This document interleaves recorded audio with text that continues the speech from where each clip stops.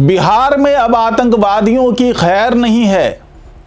अगर कोई आतंकवादी पड़ोसी देश से सीमा पार करके घुसपैठ करके बिहार में आके आतंकवाद फैलाना चाहता है, चाहे पश्चिम बंगाल के रास्ते आए या नेपाल के रास्ते आए या जैसे भी आकर के अगर कोई आतंकवाद फैलाने की कोशिश करता है, तो अब उनके खिलाफ एक फुल प्रूफ प्लान तैयार कर लिया गया है और सम्राट चौधरी ने उस प्लान का खुलासा भी कर दिया है। क्योंकि पुलिस महकमे को ये निर्देश दे दिया गया है कि अब बिहार के 5 शहरों में ATS सेंटर तैनात किया जाए और साथ ही पुलिस महकमे में किस किस तरीके से अधिकारी क्या क्या रिस्पॉन्ड करेंगे, कहाँ कहाँ पर स्पेशल दस्ता मौजूद होगा, कहाँ कहाँ पर बुलडोजर चलाए जाएंगे, कहाँ कहाँ पर पुलिस का महकमा किस किस तरीके से सामंजस्य समन्वय स्थापित करेगा और क्या आगे वो तैयारी करें, किस तरीके से रणनीति को अमली जामा पहनाएंगे, ये तमाम खुलासा अब धीरे धीरे होने लगा है। तो इसी पर बातचीत होगी आज के इस वीडियो में, तो इस वीडियो को आखिर तक जरूर देखिएगा। नमस्कार, मैं हूं डॉक्टर सुरजीत सिंह और आप देख रहे हैं YBN बिहार झारखंड। अगर आपने अभी तक इसे सब्सक्राइब नहीं किया है तो सब्सक्राइब कर दीजिए और अगर आपको ये वीडियो अच्छा लगे तो लाइक कीजिए, शेयर कीजिए और कमेंट जरूर कीजिए। तो सम्राट चौधरी की जो तमाम प्लानिंग है वो धीरे धीरे अब परत दर परत खुलती नजर आ रही है। पहले बुलडोजर पूरे बिहार में दौड़ाया गया, बुलडोजर से अतिक्रमणकारियों के अतिक्रमण को हटाया गया, भूमाफिया के खिलाफ कार्रवाई की गई। अब भूमाफिया की लिस्ट तैयार हो रही है। विजय सिन्हा भी कंधे से कंधा मिलाकर के काम करते हुए नजर आ रहे हैं और हर आपराधिक गतिविधियों में लिप्त व्यक्तियों को उसके अंजाम तक पहुंचाया जा रहा है। इस बीच ये ऐलान कर दिया गया, पहले तो पूर्णिया के लिए ऐलान किया गया था कि वहां पर ATS की स्थापना हो रही है, एंटी टेररिज्म स्क्वाड वहां पर तैयार किया जाएगा। अब उसको विस्तार देते हुए 3 और क्षेत्रीय कार्यालयों की घोषणा कर दी गई है। यानी कि कुल मिलाकर के बिहार में 5 ATS सेंटर स्थापित हो जाएंगे। बिहार में तो हेडक्वार्टर है ही, मुख्यालय है ही, साथ ही पूर्णिया में भी ऐलान कर दिया गया। इसके अलावा जो मोतिहारी है, जो दरभंगा है, जो गया जी हैं, यहाँ पर जो 3 और क्षेत्रीय कार्यालय हैं वो स्थापित किए जाएंगे। यानी कि कुल मिला के कितने हो गए? पटना में हेडक्वार्टर है, मुख्यालय है, इसके अलावा पूर्णिया में खोलने की बात हो गई, इसके अलावा मोतिहारी है, इसके अलावा दरभंगा है, इसके अलावा गया जी है। यानी इन इलाकों में क्षेत्रीय कार्यालय खोले जा रहे हैं। अब इसकी रणनीति को समझिए।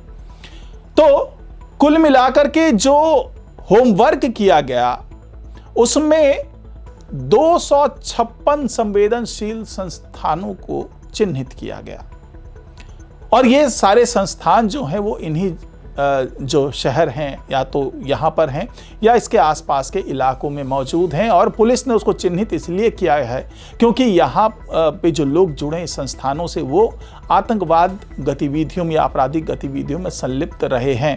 इन लोगों की जो तलाश है वो भी की जाती रही है। लेकिन फिलहाल अब ये जो 256 संस्थान हैं उसको अब हिट लिस्ट उसकी तैयार कर ली गई है और धीरे धीरे इनके खिलाफ कार्रवाई होगी। अब कैसे कार्रवाई होगी? क्योंकि न केवल ये संस्थान बल्कि 176 ऐसे लोग भी चिन्हित किए गए हैं जो आक्रामक रवैया अपनाते हैं, आतंकवादी की तरह वो व्यवहार करते नजर आते हैं, उपद्रव या इस तरह के कई दंगे हुए हैं जिसमें उनका नाम सामने आया है।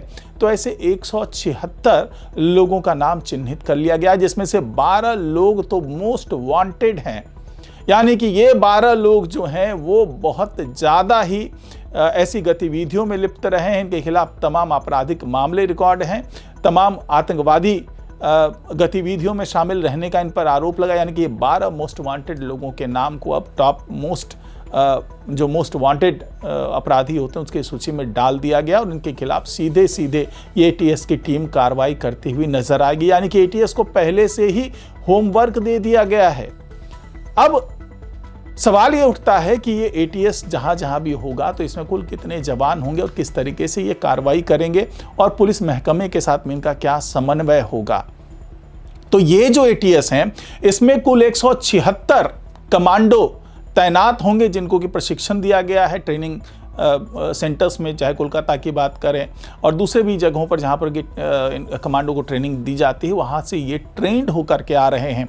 इसके अलावा पुलिस जो थाने होंगे उसमें हर जगह एक अधिकारी और एक सिपाही ऐसा होगा, जो स्पेशल ब्रांच कह सकते हैं उसे, जो तमाम आपराधिक गतिविधियों में कोई अगर लिप्त है या फिर कहें कि कोई आतंकवादी गतिविधियों को अंजाम देने वाला है, कोई दंगा भड़काने वाला है, कोई शराब की तस्करी करने वाला है, मादक पदार्थों की तस्करी करने वाला है, कोई जो कहते हैं मानव तस्करी है उसमें लिप्त है, बाहर से लोगों को का घुसपैठ करवा रहा है, तो ऐसे वो तमाम ऐसी गतिविधियां होगी जिन पर एक अधिकारी और एक कांस्टेबल खास तौर से नज़र रखेंगे।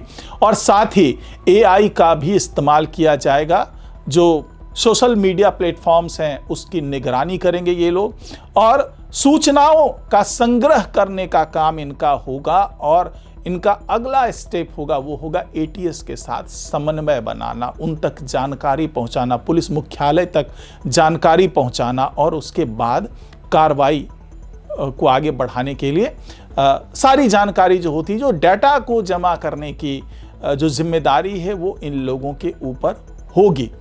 अब यहाँ पर सवाल ये उठता है कि क्या केवल यही रणनीति है, क्या इसी के तरीके से आगे बढ़ेंगे?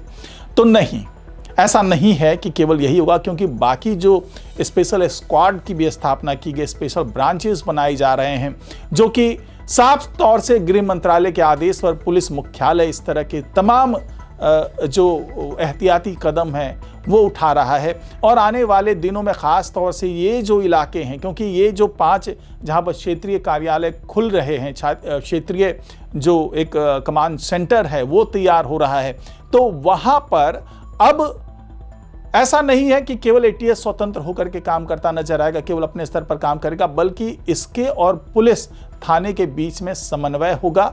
और साथ ही ये जो 5 शहरों की बात हो रही है जहां पर ये कमांड सेंटर खुलेंगे, उसके आसपास के जो तमाम जिले हैं, क्योंकि बिल्कुल भौगोलिक स्थिति को समझते हुए और संवेदनशील जगहों की पहचान करते हुए ये 5 कार्यालय खोले जा रहे हैं, ताकि इसके आसपास के जो संवेदनशील इलाके हैं और ख़ास तौर से ऐसे इलाके जहाँ पर पहले भी कई इस तरह की आतंकवादी गतिविधियां होती रही है, आपराधिक गतिविधियां होती रही है, तो ऐसे जिलों को इन तमाम क्षेत्रीय कार्यालयों के साथ जोड़ा जाएगा और जोड़ करके पूरा ही एक नेटवर्क बनाया जाएगा।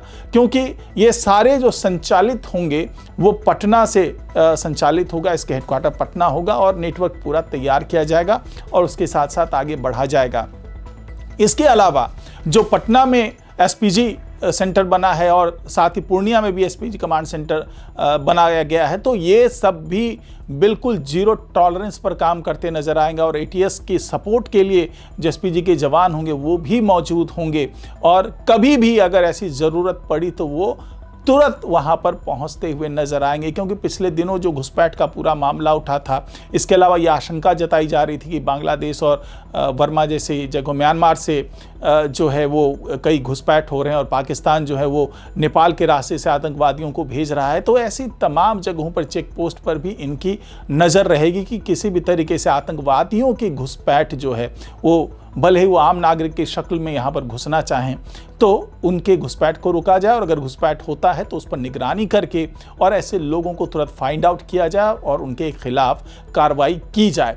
तो ये वही रणनीति है जिसको कि सम्राट चौधरी आने वाले दिनों में फुल फ्लेज्ड चलाते हुए नजर आएंगे। यानी कि किसी भी तरीके से कोई भी रियायत नहीं बरती जाएगी और किसी भी तरीके से अगर कोई ये सोच रहा है कि इन स्क्वाड से बच जाएंगे, ATS के सेंटर से बच जाएंगे, पुलिस महकमे से बच जाएंगे, तो ऐसा नहीं होने वाला है। क्योंकि ये सभी इकाइयाँ जो है वो समन्वय के साथ एक दूसरे के साथ नेटवर्क स्थापित करके आगे बढ़ने वाली है। तो फिलहाल आज की रिपोर्ट में इतना ही। नमस्कार।